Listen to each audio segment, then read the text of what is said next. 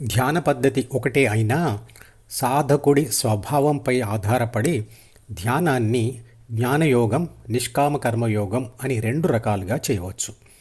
జ్ఞానయోగంలో సాధకుడు ధ్యాన పద్ధతిని తెలుసుకొని ఇంటి దగ్గరే ధ్యానం చేస్తూ ఫలితాలను గమనిస్తూ తనను తాను నడిపించుకుంటూ ఉంటాడు. నిష్కామ కర్మయోగంలో సాధకుడు ధ్యానంతో మారుతున్న ఫలితాలను స్వయంగా పరిశీలిస్తూ విశ్లేషిస్తూ తనను తాను నడిపించుకునే రిస్క్ తీసుకోడు. అంటే పరిశోధనాత్మక దృక్కోణం ఉండదు. అందువల్ల ధ్యాన విషయాలు తెలుసుకోవడానికి ఇష్టపడడు. కానీ గురువు దగ్గరే ఉంటూ గురువు సూచించిన విధంగా ధ్యానం చేస్తాడు. ఈ రోజుల్లో స్థితప్రజ్ఞ పొందిన యోగులు నడిపించే గురుకులాలు దాదాపు లేనందున నిష్కామ కర్మయోగం లేనట్లే. గురుకులంలోని కులం అనే పదాన్ని గమనించండి. కులాలు అనేవి స్కూళ్లలో క్లాసుల లాంటివి, కానీ పుట్టుకతో వచ్చేవి కాదు. ఈ విషయం గురించి విస్తృతమైన వివరణ ఇంతవరకు చేసిన వీడియోలలో ఉంది. పుట్టుకతో ఎవడు కూడా బ్రాహ్మణుడు కాదు, శూద్రుడు కూడా కాడు.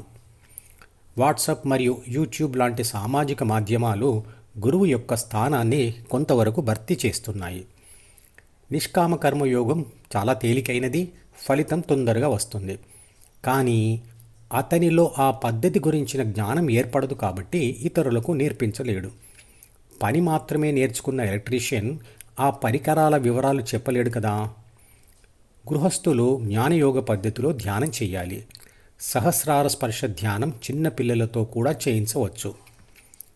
భగవద్గీత కాలంలో రాజులు, ధనికులు ధ్యానాన్ని ప్రోత్సహిస్తూ ఆర్థిక సహాయం చేసేవాళ్ళు.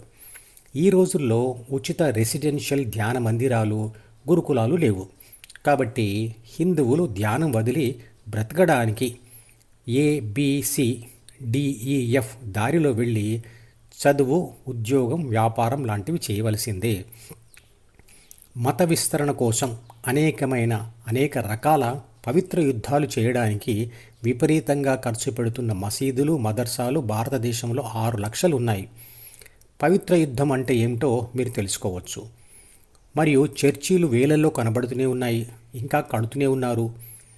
మత విస్తరణవాదంతో ఒక మతం వారు చేస్తున్న విష ప్రచారాన్ని ఆధారాలతో ఖండిస్తున్న ఒక యూట్యూబ్ వీడియో లింకును ఈ వీడియో డిస్క్రిప్షన్లో ఉంచుతున్నాను, చూడండి.